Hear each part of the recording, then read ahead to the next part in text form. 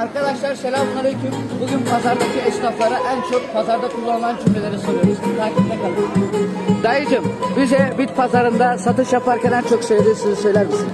Bizden ucuzu sizden birisi. Helal olsun. Abicim satış yaparken en çok kullandığın cümle hangisi? 10 lira abi. Alırsan al, almasan alma. Sedat abi pazarda en çok söylediğin bir cümle nedir satış yaparken? Yandaki kasım parana yazık, gel bizde daha ucuz 50. Abi benim. Erkan abi satış yaparken en çok söylediğin cümle nedir? Biraz da güzel olur. Abim benim.